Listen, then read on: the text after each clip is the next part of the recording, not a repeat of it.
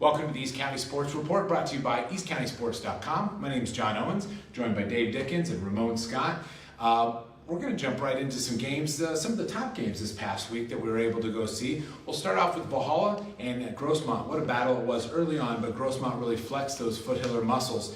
And you can see in these highlights when it was covered on OrangeNationTV.com, a lot of great work there by the student reporters. But being able to call that game, I think what struck me the most with Grossmont is a couple things. First of all, their linebacker play is absolutely outstanding. Athletes all around.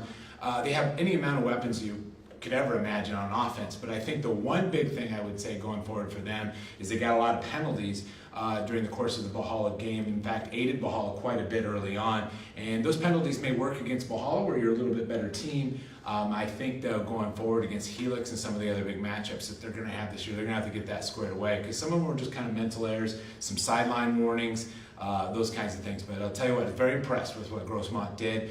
Jamie Odom looked awfully sharp. He's running the ball. He's good at running the ball. He keeps people honest because he loves to throw the seam route as well. And you saw it with that highlight right there. But I'll tell you what, Grossmont looking very good. I know Helix is the star of the East County at this point, but Grossmont definitely has earned some stripes in my book, and it was fun to watch them.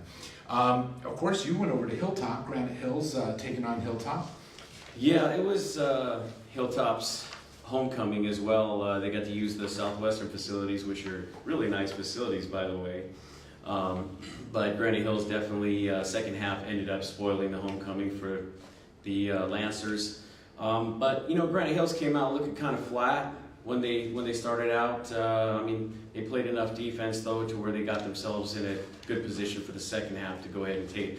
And the best part about that is to bring them back up from how they started off flat. Jake Siegfried, as usual, making a play, dives into the end zone for 6.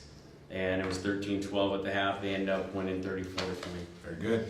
Monte Vista, tough battle with Santana, but they get it done. Yeah, Monte Vista jumped out to a 17-0 lead in that game, but the Sultans did a nice job. Came back, kept it close, had a chance to actually get a tying touchdown at the end, an incomplete pass in the end zone, followed by an interception, sealed the deal for Monte Vista. Monte Vista wins the big league game 24-17. They're getting ready for that big matchup, possibly with Granite Hills. Well, in week 9, we have some very pivotal games. It's so exciting, can barely say pivotal. We have Lincoln at Christian, and I'll tell you what, Christian's going to get all they want, I think, in Lincoln. You know, it's a championship game. I mean, it's going to be a championship atmosphere. Lincoln's coming off a big win over Mission Bay. Not a real big deal because they've done the same thing to most of their foes this year. Point Loma was the only one to come close to them this year. But we also know how fantastic Brad Jeremiah's been all year. As long as they can give him the protection. I mean, he's 171, 241, almost 2,300 yards, 31 touchdowns, and only 4 interceptions.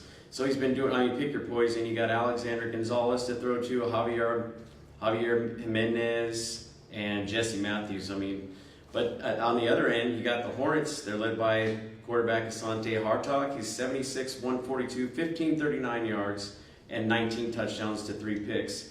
So, I mean, they're balanced pretty much on offense, defense, both of them. It should be a great game.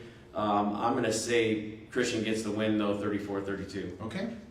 Yeah, well, last year the Patriots won that game, and that was at Lincoln, so they did a nice job. But the Patriots ran 38 times in that one. They were built a little differently last year with Joey Morones running. We haven't seen that running Christian necessarily this year. But last year, Bryce Reipel caught 5 passes in the game and also played good defense. So he was on the winning atmosphere that Christian had over Lincoln last year. We'll see if they can stop Kenyon Sims. C.J. Kerwan in the game can slow him down. 2 games ago, Kerwan had 5 carries for 231 yards. Now, I'm no mathematician, but that's around 46 yards a carry. Anyways, the computers don't have Lincoln ranked as high as the polls do, interestingly. The UT poll has Lincoln sitting at about 9th, I think, right now, but the computers have them way down at 16th. So I think that could mean that this game's going to be close. Lincoln does come in the favorite, and the computers, the official computers, have Lincoln by about 2 touchdowns, but I'm going to say a little bit closer. I'll say Lincoln by 1 score. Okay, and a very interesting matchup right around the corner from here. Steel Canyon at Grossmont. Grossmont flexing the muscles, as we said in those earlier highlights. Steel Canyon comes in with a lot to prove here. Absolutely, and then off of that last game, Fishburne comes back to the behind center. I mean, that was a big game for him to get back on stride. I mean, but you got so much in him anyway. I mean, he's kicking points, he's throwing points, he's pinning people back deep. I mean, he's just the ultimate athlete. I mean, and a real good kid from what I understand, according to Coach Longerbone. And I did see, and I like that, he's got his new play, and I expect it to be happening with Grossmont as well on their special teams, unleashing the tsunami. And I think that that's going to be a key thing to actually stopping Grossmont. And whoever wins a turnover battle on this game, I think is going to be the winner. I am definitely going to go with Grossmont, though, by 7. Okay. Yeah.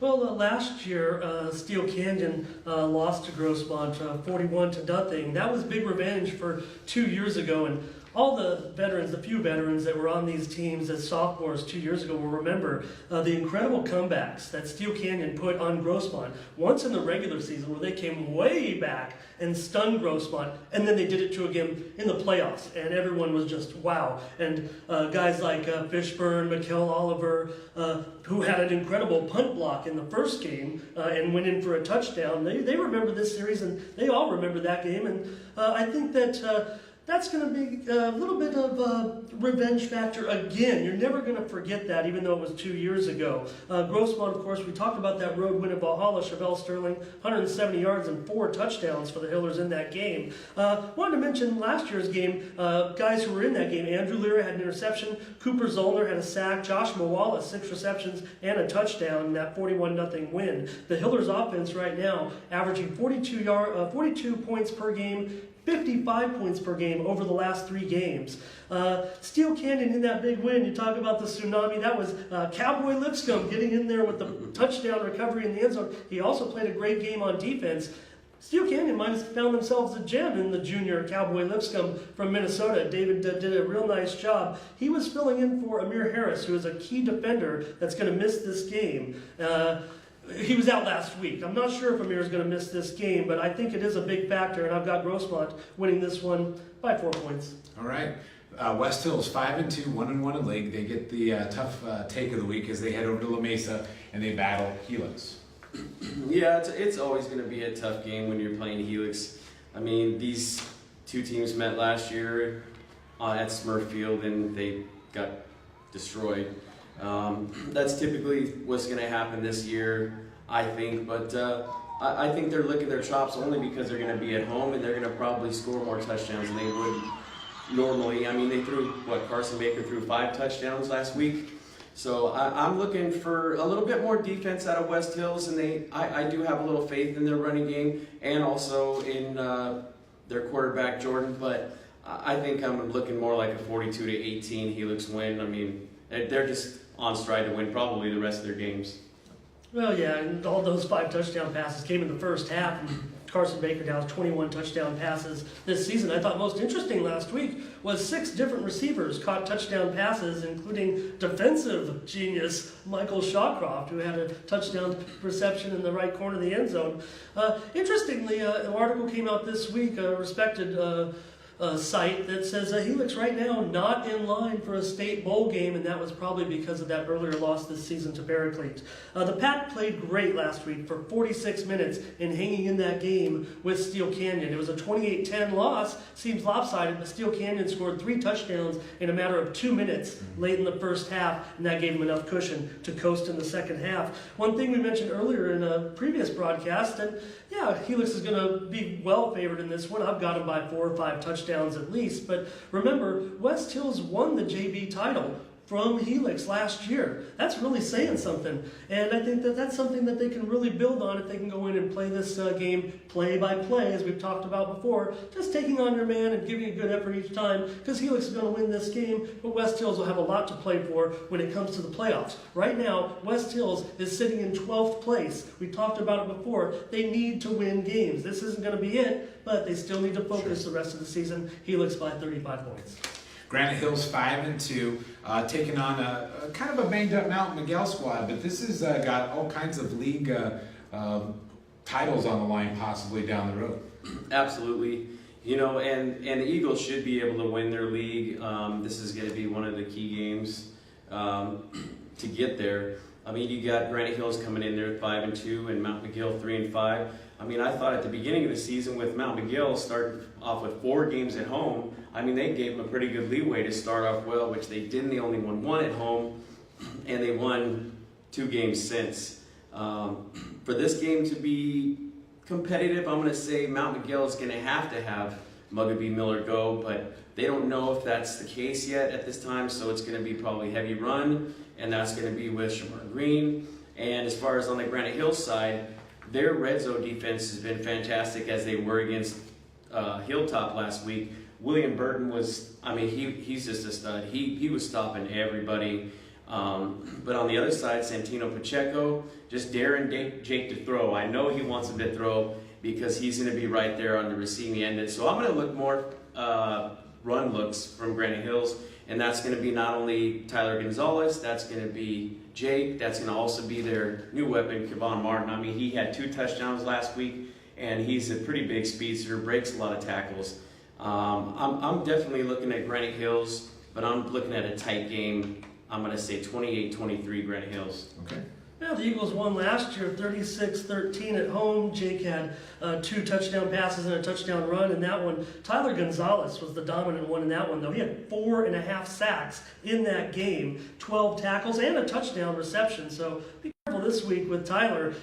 Granite Hills limited Mount McGill to -6 yards rushing in that game. Shamar Green had only 14 yards, so he's definitely going to have to step up. But Granite Hills allowed Hilltop over 200 yards rushing, I believe, in that game last week. So maybe there's some hope there, you're right, if they do keep it on the ground. But we talked about it before the telecast here, that Eric Graham did a real nice job filling in for Miller last week with 179 yards of total offense after he got a full week of practice in. I think that looms large there. Granite Hills in this one, I've got him by 2 touchdowns. And I want to add something to that too, and this could be key in a game like this that they did.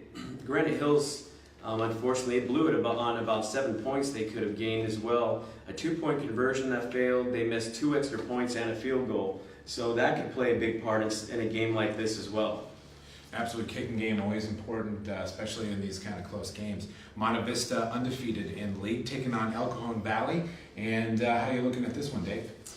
Well, Monte Vista's 4-3, and I think they're a strong 4-3 going up against an El Cajon Valley Braves team that has just been full of injury, and they don't have a big staff as it is. So, and they're going both ways, so they're a tuckered out team right now. I'm going to definitely say that their offensive line can hold up, and they can run the ball, and they can wear down the Monte Vista defensive line. That's probably going to be their best bet. You got running back Daryl Davis. You have running back Mikael Garner. They're both equally as good on defense, but they're going to have a lot of dose of that. They don't really have much of a passing game, so it's definitely going to have to be those big runs they break out. Realistically, offense, defense, and a big dose of Jamon McClendon. I mean, he's breaking records. I mean, 35 carries, 2 TDs, and an interception last week. I'm looking at Monte Vista 31-3. They should really take this one quite easily. Okay. Yeah, don't miss the start of this one. The game's probably going to last about 90 minutes. That's what I'm thinking. Both teams are going to run the ball heavy, as you said.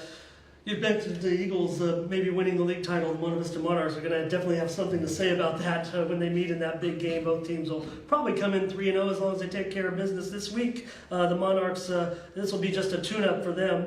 I want to mention last week El Shaddai Levi. He had a touchdown run and a sack in that win over Santana. You mentioned the Braves. They're just running bad right now. Just 26 yards of total offense last week. But the bright spot, El Cajon Valley senior Henry Diaz kicked the Braves' first field goal since 2014. All right. I'm pretty sure. Might want to check that, but I'm pretty sure.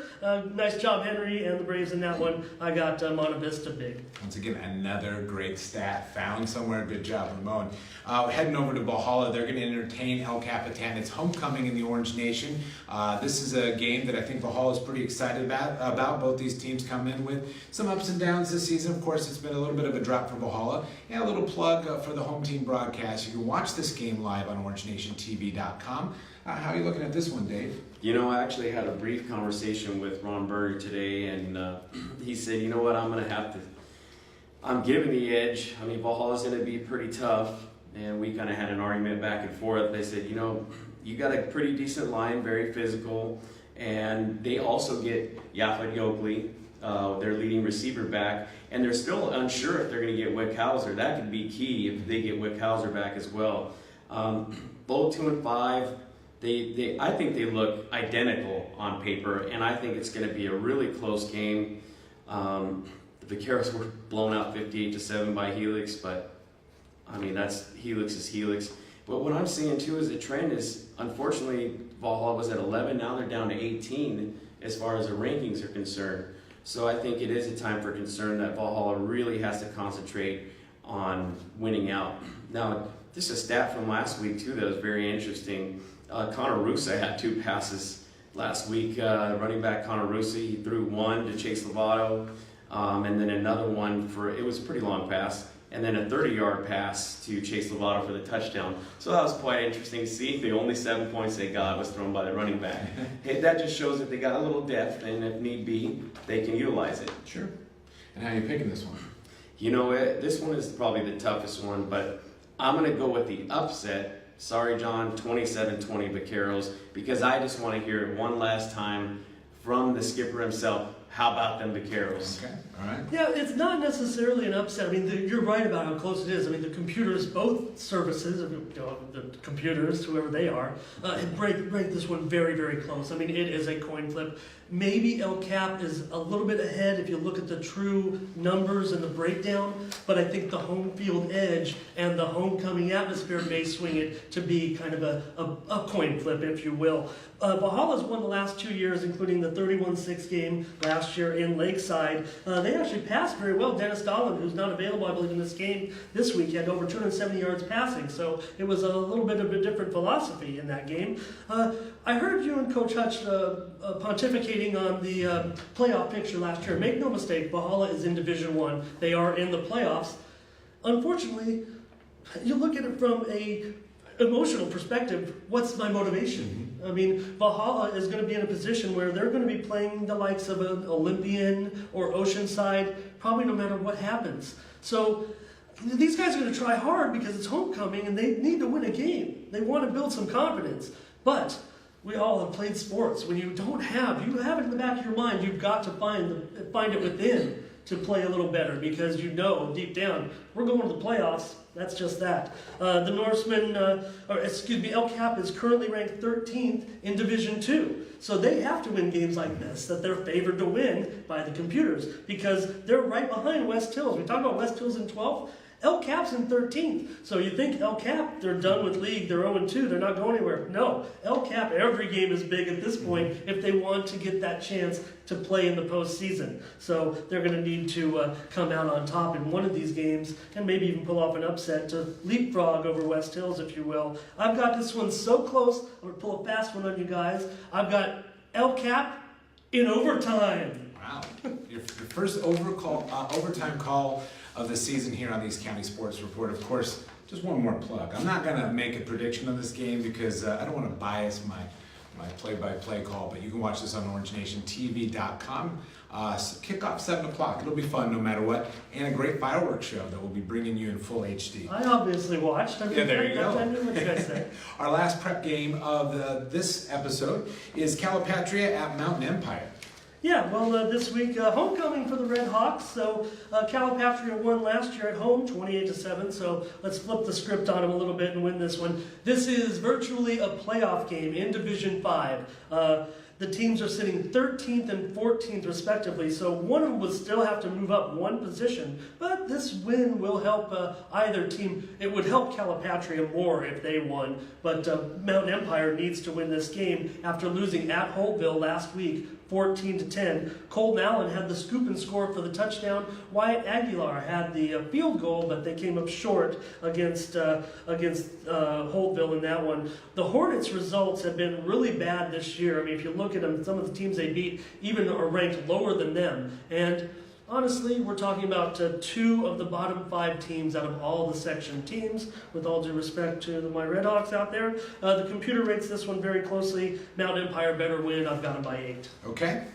All right, we'll switch gears, talk a little bit about Grossmont College football. They had a tough one last week. They did manage 9 points against the number 1 ranked team, so we got to celebrate that a little bit. Who's breaking this one down? Well, let me tell you, who scored that touchdown? I'm going to give you one guess. Jerome Johnson? Jerome Johnson scored that touchdown, the former Valhalla High great. They also had a field goal early. It was 3-0.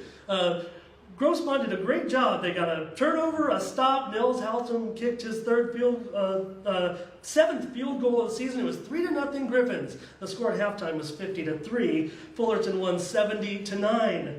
But Fullerton is the number 1 ranked team in the state. They're the defending state champions. They're the defending national champions. It's a mythical title, Sure. but probably would have beat anybody last year. So Fullerton is just great. Grossmont comes in 2-4. They're playing Orange Coast this week at Orange Coast, Saturday, 1 p.m. Orange Coast stunned Grossmont College last year in El Cajon, 35-19.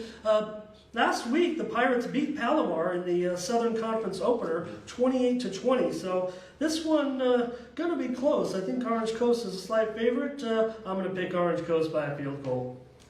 Got any opinion on this one way or the other? You know, after that, I mean, a blowout like that, I mean, the only way you can go is up, I guess, That's is what you can say. I think if they played flawless football, I think if they used Jerome Johnson, that's the one thing I no offense, Mike Jordan, but I think if they used a little bit more of Jerome Johnson, I think that would make a big difference, open up that passing game, and it could be possible to defeat Orange Coast. Just saying. All right. So you're making a pick? I'm saying Orange Coast, but maybe by a field goal, but Grossmont could steal it. Okay. Well, we always encourage you to head on over to eastcountysports.com for even more inside details, stats, and predictions. We appreciate you joining us each week on the East County Sports Report. We'll see you next week.